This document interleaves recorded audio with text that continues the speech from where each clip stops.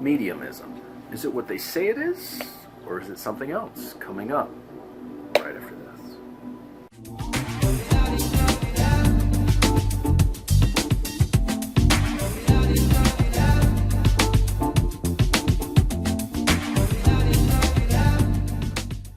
All right, good evening. This is Lucky Lynx. This is a subject that I didn't realize until I've actually been speaking to a couple of my friends who are psychics and mediums over the last week, and some very interesting things surrounding this topic have come up, and I don't think I realized how passionate I was about this subject, and how this subject has related to a lot of other things for me. And so I wanted to see if I could share it in a way that was cogent and got people to ask questions. I'm not sure what it's like starting out as a psychic right now. But I do know that when I started out, 20 years ago, there were some books out there that, actually over 20 years ago, there were some books out there that set the standards of what mediumism, psychics, the whole industry was like and should be. They set a sort of standard. Everything from Edgar Casey to some other individuals, I don't even want to mention their names because I really don't want to give them the press. I don't want to give them the acknowledgement because, quite frankly, I believe they were sham artists and scam artists. But their books and their philosophies set some weird standard that I believe has put a lot of individuals in at war with themselves. Some of the things that they say happen, I think are just flat out BS. And this is just coming from my experience, from having been a reader, and whether people realize it or not. When you do this stuff and you actually speak to when you actually speak to spirits, when you speak to gods, when you speak to demons, it's all sort of mediumism. By their definition, you're acting as a medium through which the being can speak. Now, I don't care. These days, people are like, well, I open up to source or love or the universe or whatever. That's nice. It's still the same thing. You're speaking to some entities, beings. You're acting as the medium through which this being can speak to other people. So theoretically, when you do this stuff, you do act as a medium, right? I actually pulled these out because I wanted to see if they would help me articulate what I'm trying to say here. I guess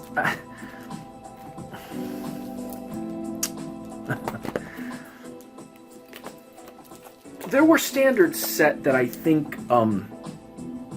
put unrealistic and in that they were not true expectations on people. And then what happened was there were certain standards that were repeated out in terms of popular psychic stuff and even movies and TVs that showed that this was the way it was. And you could see when you look back that there was a certain belief system that was being pushed forward.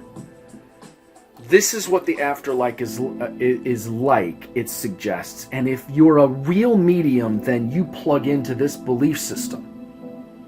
I don't even want to go any further about which belief system it is, but there's a very specific belief system that it's linked with. And if you look, and the reason I'm doing this video this way is because those of you who are really curious and those of you who really want to ask questions about this, you're going to look and see what belief system that plugs into.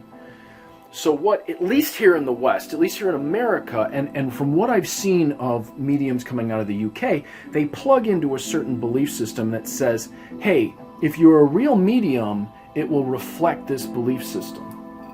Okay? Now, I didn't particularly care for that because I didn't believe that belief system was actually true, or telling the truth, or being honest with people. So right from the beginning, I was a little suspicious of all that. I was also suspicious of those particular mediums and individuals who were suspicious of things like the tarot or other certain kinds of belief systems because they called them they were bad, or they were evil, or they, you know. Here's what I know. Mediumism is not as clean as they would like you to think. There's a really great book about this called Oracles and Demons in Tibet. It's a big fat book, and it talks a lot about this. It talks a lot about magic and talking to spirits and the kind of spirits that are out there, and the cataloging of and I've mentioned this before. The cataloging of kinds of spirits that one could contact are just mind blowing. I noticed that none of these particular mediums who were held up as the example ever seemed to encounter any of these kinds of spirits, which for thousands of years in Tibet and other places of the world, these spirits made themselves known in how they interacted with someone who was a medium. I had a very specific policy when it came to mediumism. Once I started trans-channeling, the first time I started trans-channeling, the first time I did a class on trans-channeling, I've told this story before. I channeled something that made everyone in the room very, very uncomfortable. And it was very obvious from what was happening to everyone in the room that they could feel the presence of this particular being. They could feel his presence. He identified himself as who he was, and he stated some things that contradicted their beliefs. Now, everyone else in the room just sort of calmly said, oh, your higher self wants you to know that you need to love yourself. And this was kind of what was it. And this one came through, and he told him some very specific things. And over the years, as I worked with this being, he would say some things that I later watched come to pass. So I was very grateful for the time that I had to experience him. But he very much contradicted what the books and the bestsellers said a medium did, and what they said that the whole world was like, and what the spirit world was like. Then I started to watch some of these mediums explain things or promote things as a psychic prediction that I knew were lies, based on stuff that I knew were lies. Let's just say that. There were certain agendas, certain policies, and certain things that were in place that are not what they seem, and these mediums seem to say or promote that as though it were just the way it were. Certain things that I look for sometimes in a psychic, whether they can, when they say, hey, this is true, or this is real, or this is, so for example, well, actually, I'm not even going to go there, because if I get political, it's going to explode into a whole thing I don't want it to explode into. I did notice this, though. Mediumism, true mediumism. If you're really a medium, you can speak to gods, you can speak to demons, you can speak to spirits. There are all sorts of beings that could come through. And one who is really trained in how to do it can access these beings and doesn't have to play the game of, well, everything out there is good and loving and light.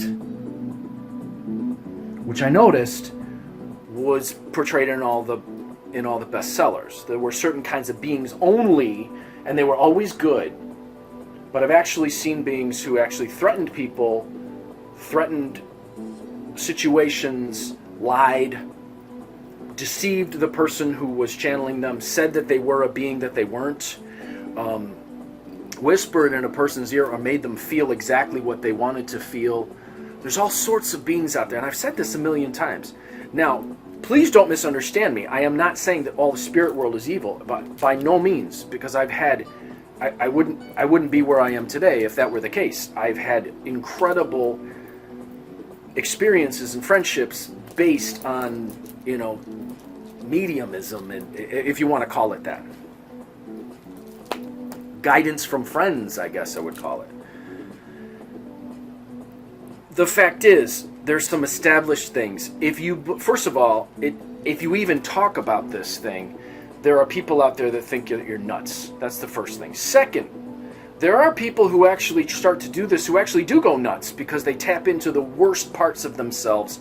There are some people who will actually split themselves and they'll actually project a part of themselves. They're not necessarily connecting to a spirit. They're actually hypnotizing themselves, and that stuff's coming out. And I've seen that in a lot of these popular situations where these people who try to mirror, or they try to ape, or try to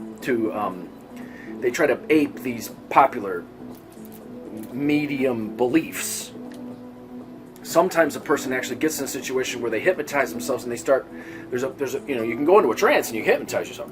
But then there's a different situation where you can actually contact beings, and sometimes people go in and they're not ready, or they use drugs or something to open themselves up to it, and they kind of go a little crazy, and then they're like, well, boom, and then they come up with this fantastic stuff they've made up that's kind of this mashing together of all this popular medium ideas. When you talk about this stuff, and this is where the whole conversation started, I think, with my friends. And by the way, this is getting back to that whole idea of a magical war. When you start to talk about this stuff, there are certain people who've established themselves as the leaders in the industry, or the last say in all of it. Well, they're pushing a certain belief system, and if you stray from that belief system, they like to say that it's not true. I believe those people are lying. My question for you is, why do you think they are lying?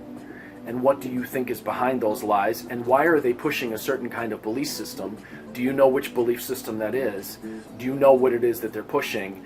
And have you had the experience, if you are a medium, where you had something very different from what they said was what was going on in the spirit world or the afterlife, that contradicts what they said? Because here's what happens. When that happens, they like to dismiss it. And this is the part that I have a problem with. When they dismiss it, they maintain this certain belief system, and they refuse to acknowledge that maybe it's bigger than they think it is. So to sum up, I guess, there's certain prejudices about what is established as this is what the spirit world and the afterlife is like. There are certain individuals who are out there being pushed forward as representations of mediumism, who are reinforcing that limited belief system. If you have another experience besides that, you are labeled either a fraud, or like you don't know what you're doing, or that you're not as pure and psychic as they are. Now, the damage that this does is that an individual who really is psychic might doubt themselves because they stray from what is being stated is the established standard for this quote-unquote industry, because that's really what it is. It's become this industry. It isn't about truth. It isn't about connecting with the spirit world, and it isn't about actually having a true spiritual experience or being a conduit for something that's trying to communicate and having the actual ability to communicate. I know and have met and I'm friends with other people who are extraordinary mediums and psychics, and I know when a person is, because you'll see a bunch of people in the room all feeling and experiencing the same thing and starting to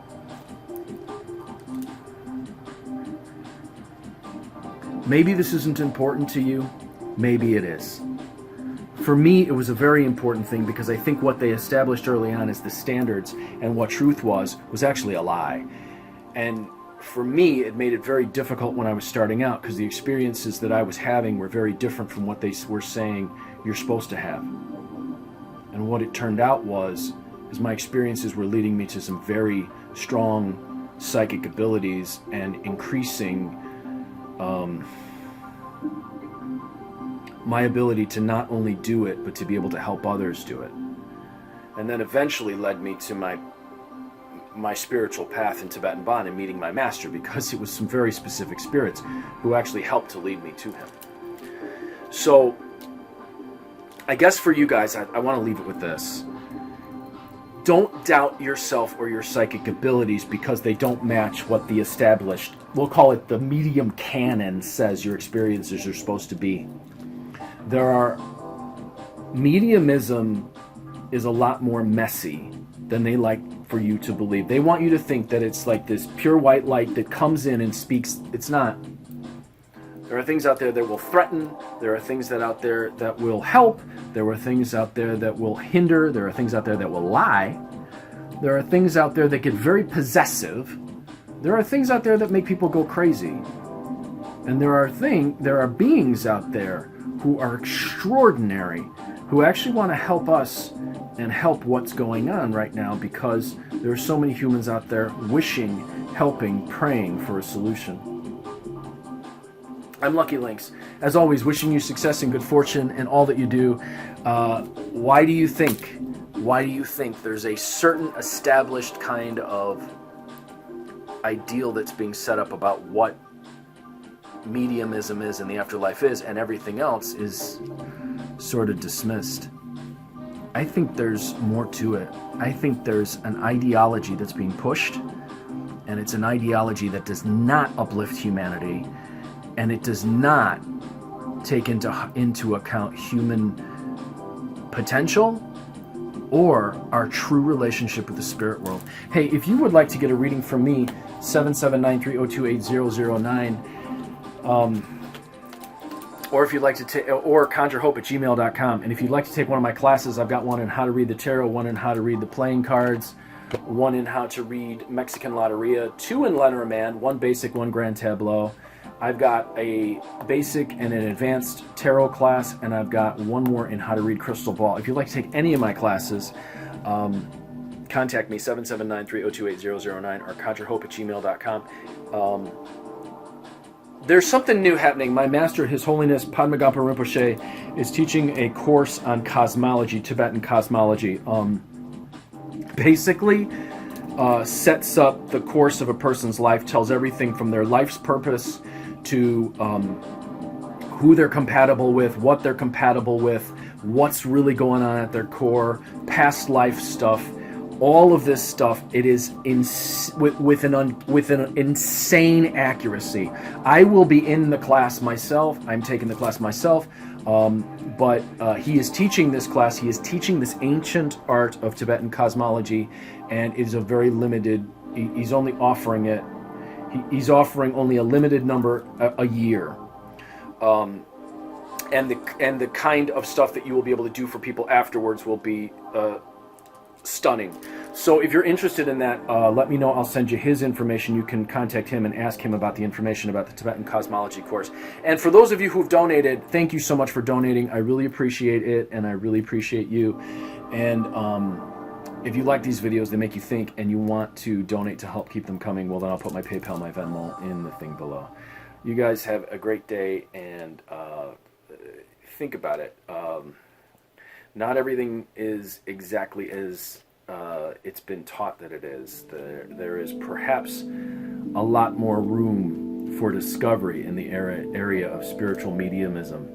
And just because it isn't in the latest bestseller doesn't mean that you aren't really connecting or having a genuine psychic experience.